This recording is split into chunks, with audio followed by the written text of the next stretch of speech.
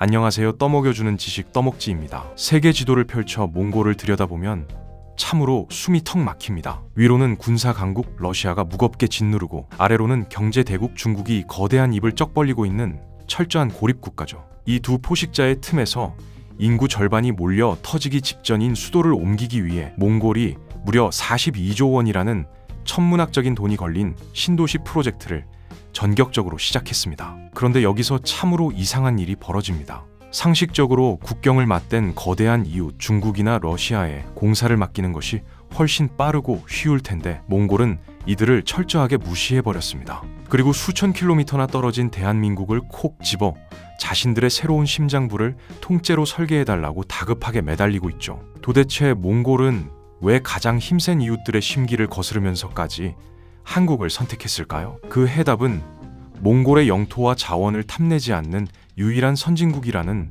굳건한 신뢰와 백지 상태에서 세종시라는 거대 행정수도를 완벽하게 지어올린 대한민국의 압도적인 경험치에 숨어 있습니다. 오늘은 단순한 건설 공사를 넘어 유라시아 대륙의 지정학적 지도를 통째로 뒤흔들고 있는 대한민국의 소름 돋는 10년짜리 거대 프로젝트의 진짜 정체를 떠먹여드리겠습니다. 구독과 좋아요는 영상 제작에 큰 힘이 됩니다. 기억을 아주 먼 과거로 잠시 돌려보겠습니다. 700년 전 고려는 거침없이 밀려드는 몽골 기병의 무자비한 말발굽 아래 처참하게 짓밟혔고 자존심 강하던 임금은 땅바닥에 무릎을 꿇었으며 수많은 백성이 공려와 노비로 잔인하게 끌려갔습니다. 무려 100년이라는 긴 세월 동안 몽골이 세운 원나라의 가혹한 정치적 간섭과 경제적 수탈을 온몸으로 받아내며 숨죽여 살아야만 했죠. 당시 몽골 제국은 아시아의 광활한 대륙을 단숨에 집어삼키고 동유럽의 문턱까지 진격하며 인류 역사상 가장 거대한 영토를 호령하던 절대적인 포식자이자 공포의 대상이었습니다. 고려의 의복과 음식, 그리고 고유한 생활 양식이 몽골 지배층 사이에서 크게 유행하던 고려양이라는 씁쓸한 문화 현상마저도 사실은 그들의 압도적인 권력 아래 피지배국이 생존을 위해 바쳐야 했던 처절한 굴욕의 흔적이었죠. 당시 고려인들에게 몽골은 감히 쳐다볼 수도 없는 거대하고 두려운 절대 권력 그 자체였습니다. 철저한 상하 관계 속에서 우리는 그들의 노골적인 요구에 무조건 순응하며 나라의 명맥을 힘겹게 이어가야만 했던 뼈아픈 역사를 가슴 깊숙이 품고 있습니다. 하지만 700년이라는 아득한 세월이 흐른 지금 역사의 수레바퀴는 완벽하게 정반대 방향으로 뒤집혔습니다. 한때 전 세계를 호령하며 두려울 것이 없었던 몽골은 현재 수도 울란바토르의 끔찍한 인구 과밀과 환경 재앙을 도저히 견디지 못하고 국가의 명운을 건 거대한 천도 프로젝트를 다급하게 추진하고 있습니다. 몽골 정부가 새로운 심장부로 점찍은 곳은 울란바토르에서 서쪽으로 360km 떨어진 텅 빈 허허벌판 하르호름입니다. 이곳은 단순한 빈 땅이 아닙니다. 과거 칭기즈칸의 후예들이 유라시아 대륙을 정복하며 세계의 중심지로 삼았던 몽골 제국의 가장 영광스러운 심장부이자 옛 수도였죠. 몽골은 자신들의 가장 찬란했던 영광이 서려 있는 바로 그 역사적인 성지에 무려 42조 원이라는 천문학적인 국가 예산을 투입해 50만 명이 거주할 수 있는 최첨단 미래 도시를 건설하겠다는 원대한 계획을 전격적으로 발표했습니다. 도로나 상하수도 같은 기초적인 인프라조차 전혀 없는 백지 상태의 척박한 초원 위에 국가의 중추를 담당할 거대 행정기관과 주거단지 그리고 상업시설을 통째로 새로 그려 넣어야 하는 그야말로 건국 이래 최대의 토목공사가 시작된 것입니다. 이 거대한 사업은 단순히 콘크리트 건물 몇 채를 올리는 수준을 넘어 새로운 국가의 비전을 텅 빈 땅 위에 실현하는 몽골 최대의 수건 사업입니다. 이토록 거대하고 막중한 국책 사업의 밑그림을 그릴 최우선 전략적 파트너로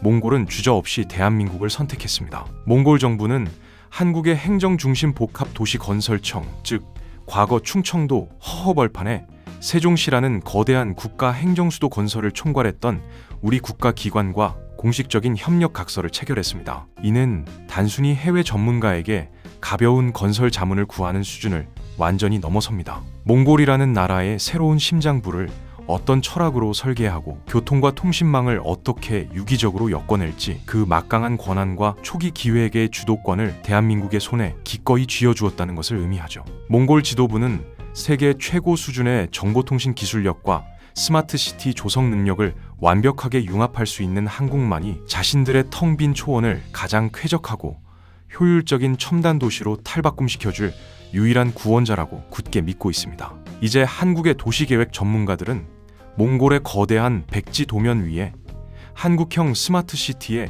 핵심 유전자를 촘촘하게 새겨넣는 역사적인 임무를 수행하게 되었습니다. 700년 전 피눈물을 흘리며 막대한 공물을 바치고 핍박받던 약소국이 이제는 옛 제국의 수도를 최첨단 미래 도시로 완벽하게 부활시키는 마스터 플래너로 당당하게 초청받은 실로 통쾌하고 압도적인 대역전극이 벌어진 것입니다. 몽골의 광활한 초원 위에서 대한민국의 튼튼한 자본과 기술력이 새로운 역사의 뼈대를 단단하게 세우는 위대한 첫걸음이 바로 이 42조 원짜리 초대장에 고스란히 담겨 있습니다. 단순한 자본 투자를 넘어 한 국가의 근본적인 체질을 완전히 뒤바꾸는 이 엄청난 과업을 우리 손으로 직접 이끌게 된 사실 하나만으로도 대한민국의 높아진 위상을 아주 실감나게 증명하는 눈부신 성과임이 틀림없습니다. 몽골이 이토록 다급하게 수도 이전을 추진하며 수천 킬로미터 떨어진 한국에 매달리는 진짜 이유는 현재 수도 울란바토르가 안고 있는 도저히 통제 불가능한 재앙적인 도시 문제 때문입니다. 몽골의 전체 인구는 약 350만 명 남짓인데 무려 170만 명이 넘는 인구가 오직 울란바토르 단 한 곳에 기형적으로 엉겨붙어 살고 있습니다. 본래 1950년대 러시아의 지원을 받아 도시를 처음 설계할 당시 울란바토르의 적정 수용 인구는 고작 40만 명에서 50만 명 수준에 불과했습니다. 하지만 몽골이 자본주의 체제로 전환된 이후 일자리를 찾고 혹독한 기후를 피하기 위해 전국 각지의 유목민들이 끊임없이 수도로 몰려들면서 도시의 물리적 수용 한계를 무려 4배 이상 초과해버린 끔찍한 상황에 직면하게 된 것이죠. 이로 인해 발생한 가장 치명적인 재앙은 매년 겨울마다 어김없이 찾아오는 살인적인 대기 오염입니다. 몽골의 수도 외곽에는 시골에서 상경한 빈민들이 몽골 전통 텐트인 게르를 치고 살아가는 거대한 게르촌, 무허가 판자촌이 기형적으로 팽창해 있습니다. 도시의 중앙난방 인프라나 온수관이 전혀 닿지 않는 이 구역의 주민들은 영하 40도까지 곤두박질치는 매서운 겨울 추위를 버티기 위해 석탄과 폐타이어,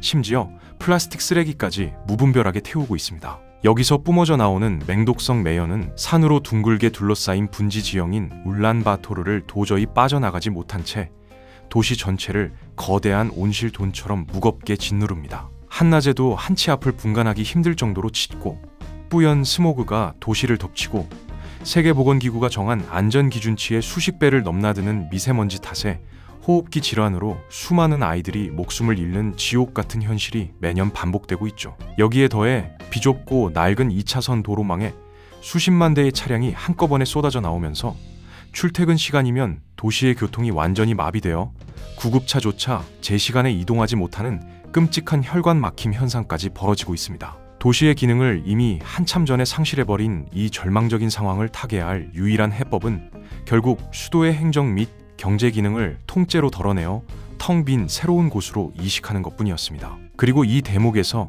몽골 최고 지도부의 시선은 아주 정확하고 예리하게 대한민국의 세종시를 향했습니다. 대한민국 역시 과거 수도 서울의 폭발적인 인구 집중과 살인적인 부동산 문제를 해결하기 위해 국가 행정 기능을 떼어내어 충청도 허허벌판에 세종시라는 거대한 신도시를 건설한 생생하고 피땀 어린 경험을 가지고 있죠. 몽골이 겪고 있는 수도 과밀화라는 국가적 중병을 우리 역시 똑같이 알았고 그것을 행정수도 이전이라는 거대한 외과 수술로 극복해낸 유일무이한 선진국이 바로 대한민국이었던 것입니다. 몽골이 한국에게 진짜로 사고 싶은 것은 단순한 아파트 건축 기술이나 콘크리트 포장 기술이 결코 아닙니다. 백지 상태의 텅 빈 땅 위에 50만 명이 완벽하게 살아갈 수 있는 거대 도시의 지능형 시스템 자체를 통째로 이식하는 고도의 기획 노하우를 원하는 것이죠. 세종시를 건설할 당시 우리는 거미줄처럼 얽히는 전선과 통신망, 그리고 상하수도 관로를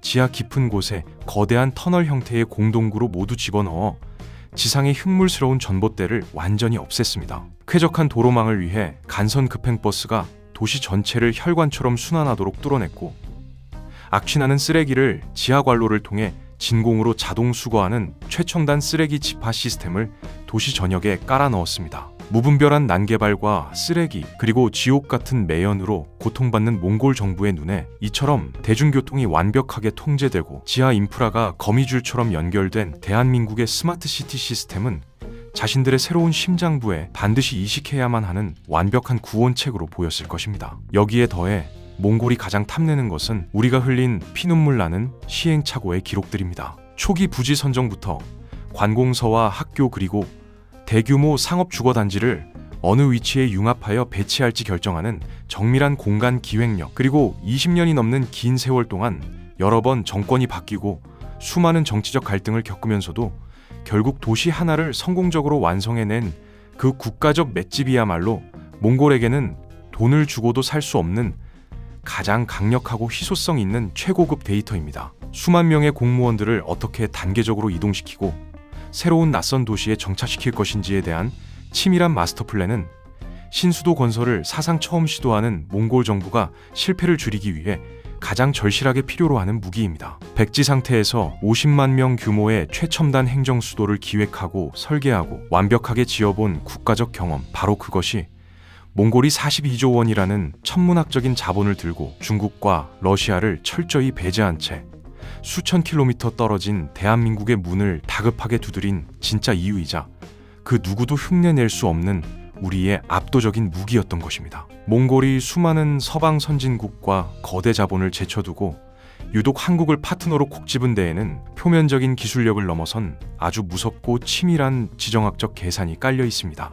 이를 정확히 이해하려면 지금 몽골 사람들의 평범한 일상생활을 한국 기업들이 어떻게 통째로 집어삼키고 있는지 그 문화적 침투의 현장부터 자세히 들여다봐야 하죠. 현재 몽골의 수도 울란바토르 시내 한복판을 걷다 보면 발에 채이는 것이 바로 한국 편의점입니다. 불과 몇 년 만에 그 숫자가 무려 800개를 가뿐히 넘어서며 도시의 핵심 상권과 골목길 모세혈관을 완벽하게 장악했죠. 현지 젊은이들은 영하 40도의 살인적인 추위를 피해 환한 조명이 켜진 한국 편의점으로 몰려들어 떡볶이와 핫도그, 그리고 삼각김밥을 일상적인 주식처럼 소비하고 있습니다. 인구 350만 명 남짓인 나라에서 한국 편의점은 단순한 소매점을 넘어 가장 세련되고 안전한 청년들의 문화 거실로 확고하게 자리 잡았습니다. 단순히 물건만 오가는 것이 아닙니다.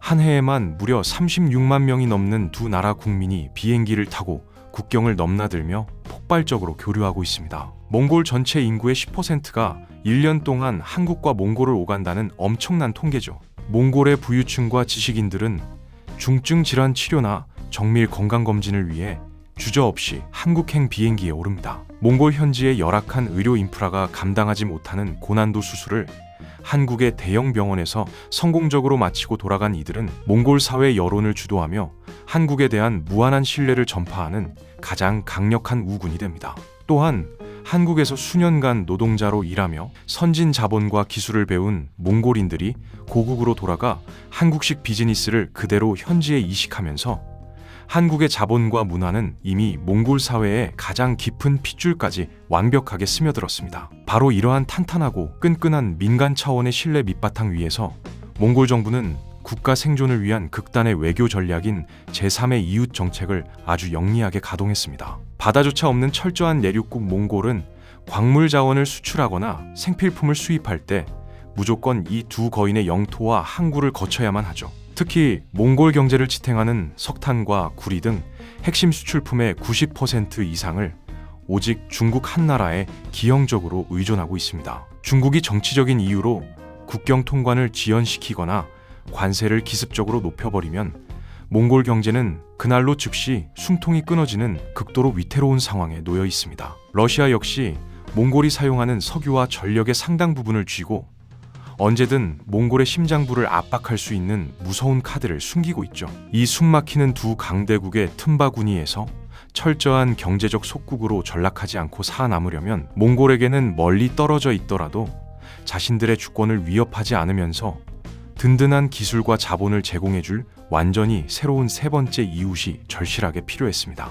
미국이나 일본 같은 강대국들도 오랜 기간 후보군에 올랐지만 몽골인들의 일상과 정서에 한국만큼 깊숙이 파고든 나라는 단 한 곳도 없었습니다. 역사적으로 청나라의 가혹한 지배와 구소련의 위성국 시절을 겪으며 주변 강대국에게 끊임없이 수탈당했던 몽골인들에게 호시탐타 영토와 자원을 노리는 음흉한 야심이 전혀 없는 한국은 가장 이상적이고 안전한 파트너일 수밖에 없습니다. 한국은 몽골의 촉박한 땅을 빼앗을 지정학적 이유도 없고 역사적으로 몽골을 침략해 굴복시킨 적도 없는 평화로운 경제 강국입니다. 그러면서도 세계 최고 수준의 정보통신망과 신도시 건설 기술력을 온전히 보유하고 있으며 이미 몽골 국민 대다수가 한국의 텔레비전 프로그램과 화장품, 그리고 편의점 문화를 매일 소비하며 절대적인 호감과 지지를 보내고 있죠. 러시아의 군사적 압박과 중국의 경제적 횡포라는 끔찍한 족쇄를 끊어내고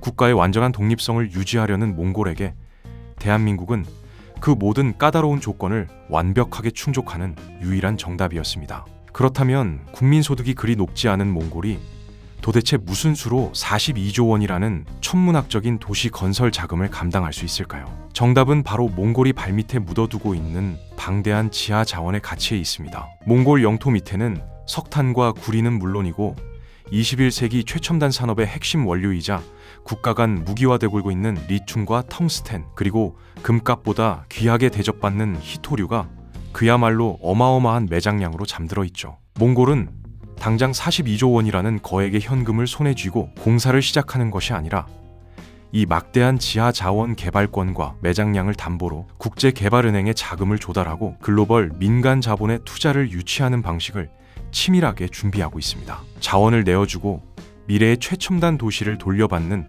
개도국 특유의 거대한 자원 인프라 교환 모델인 셈입니다. 개발도상국 입장에서는 국가적 부채 부담을 최소화하면서 수건 사업을 완수할 수 있는 가장 현실적이고 강력한 돌파구이죠. 여기서 한국이 초기 도시 계획과 마스터 플랜의 밑그림을 독점적으로 장악한다는 것은 산업적으로 엄청난 파괴력을 가집니다. 도시 전체의 전력망 규격, 통신 네트워크 구조, 도로의 폭, 상하 수도 자동화 시스템의 표준 등 도시를 구성하는 모든 인프라의 뼈대를 한국형 기술 표준에 맞춰서 설계해버리기 때문입니다. 이렇게 초기 설계부터 한국식 표준이 집어삼킨 도시에는 향후 본격적인 건설 공사나 추가 인프라 사업이 발주될 때 유럽이나 중국의 기업들이 감히 명함조차 내밀기 어려워집니다. 이미 구축된 한국형 전산 시스템과 호환되지 않는 장비나 기술은 아예 진입조차 불가능한 거대한 장벽이 처지기 때문이죠. 도로 위의 지능형 교통 시스템부터 지하의 스마트 관망 모니터링 센서에 이르기까지 한국 기업들이 절대적으로 유리한 독점적 운동장을 미리 닦아놓는 완벽한 선점 효과를 누리게 되는 것입니다. 이것은 단지 건물을 올리는 토목공사의 영역에 그치지 않고 한국이 보유한 최첨단 정보통신 기술과 친환경 에너지 관리 시스템을 통째로 패키지 수출하는 거대한 산업적 분출구가 됩니다. 몽골 신수도 하르호름의 모든 도로와 공공기관에는 한국의 지능형 교통망과 신재생 에너지, 스마트 그리드망이 가장 먼저 이식될 예정입니다. 신도시 곳곳에 설치될 최첨단 통신 기지국과 데이터 센터 역시 한국의 ICT 기술 표준을 그대로 따라가게 되죠. 도시 하나가 통째로 한국산 첨단 기술의 거대한 나이브 실증 단지가 되는 셈이며, 이는 향후 몽골 전역의 중소도시로 한국형 스마트 시티 시스템을 연쇄적으로 파급시키는 기둥 역할을 하게 될 것입니다. 나아가 한국의 뛰어난 농축산 기술까지 결합되어 몽골의 7천만 마리에 달하는 가축을 정밀 관리하는 최첨단 스마트팜 인프라까지 이 신도시를 거점으로 무섭게 확장될 것입니다. 더 나아가 이 프로젝트는 대한민국의 고질적인 환경 문제를 뿌리부터 해결할 수 있는 결정적인 열쇠가 될 수 있습니다. 매년 봄철마다 한반도의 하늘을 누렇게 뒤덮으며 국민들의 건강과 첨단 산업 공장을 심각하게 위협하는 끔찍한 황사의 50% 이상이 바로 몽골 고비 사막과 고원지대에서 날아오기 때문입니다. 양국은 이번 신수도 프로젝트와 연계하여 몽골의 급격한 사막화를 막고 거대한 조림지를 조성하는 대규모 동북아 환경 방어선 구축 사업까지 함께 진행하기로 약속했습니다. 몽골의 척박한 초원과 사막 경계선에 수백만 그루의 나무를 심고 최첨단 한국형 토양 관리 시스템을 도입하는 행위는 곧바로 대한민국 하늘의 미세먼지와 황사를 근본적으로 줄여주는 가장 확실한 국가적 방어막으로 직결되는 셈이죠. 남의 나라 수도를 지어주는 사업이 결국 우리 국민이 매일 마시는 공기의 질을 높이고 환경적 재앙을 막아내는 거대한 나비 효과로 화려하게 이어지는 것입니다. 물론 이번에 체결된 협력 각서가 당장 42조 원의 대형 수주 돈다발이 대한민국 통장에 곧바로 꽂히는 법적 구속력을 가진 최종 계약서는 절대 아닙니다. 개발도상국에서 추진되는 초대형 국가 인프라 프로젝트는 자금 조달 과정에서 예상치 못한 난항을 겪거나 정치적 지형 변화로 현지 정권이 교체될 때 하루아침에 사업 전체가 연기되거나 백지화되는 잔인한 리스크를 항상 내부적으로 품고 있죠. 실제로 과거 개도국들의 무리한 신도시 개발 사업들이 재정난으로 중단되거나 기약 없이 지연되었던 뼈아픈 사례들을 돌아보면 이번 몽골 신수도 천도 사업 역시 섣부른 샴페인을 터뜨리기에는 아직 넘어야 할 험난한 고개와 법적 절차들이 너무나도 많이 남아 있습니다. 오직 단기적인 호재 뉴스 하나만을 보고 건설 관련 주식을 섣부르게 매수했다가 장기간 돈이 묶여 큰 낭패를 볼 수 있다는 시장의 경고가 쏟아져 나오는 것도 바로 이 때문입니다. 하지만 우리는 이 거대한 국책 사업을 단순한 건설공사 수주 금액의 크기나 단기적인 경제적 실익으로만 좁게 평가해서는 결코 안 됩니다. 이것은 향후 10년 이상 유라시아 대륙의 전략적 심장부에서 대한민국이 확고한 지정학적 교두보를 마련하는 거대한 국익 확장의 서막이기 때문이죠. 과거 동남아시아의 고온 다습한 밀림 한가운데 인도네시아의 새로운 수도 누산타라를 짓는 초대형 프로젝트에 한국 기업들이 적극적으로 뛰어들며 한국형 스마트시티 수출의 첫 단추를 성공적으로 꿰었던 적이 있습니다. 그리고 이제 대한민국은 극심한 혹한과 건조한 기후가 몰아치는 동북아시아의 척박한 초원으로 그 무대를 옮겨 동남아와 동북아를 아우르는 세계 최고의 신도시 건설 국가라는 독보적인 타이틀을 거머쥐게 된 것입니다. 중국과 러시아라는 거대한 두 마리 용의 배 밑에 대한민국이 직접 설계한 첨단 기술 진지를 단단하게 구축하는 매우 영리한 외교적 승부수라고 볼 수 있죠. 오늘 이야기는 여기까지입니다.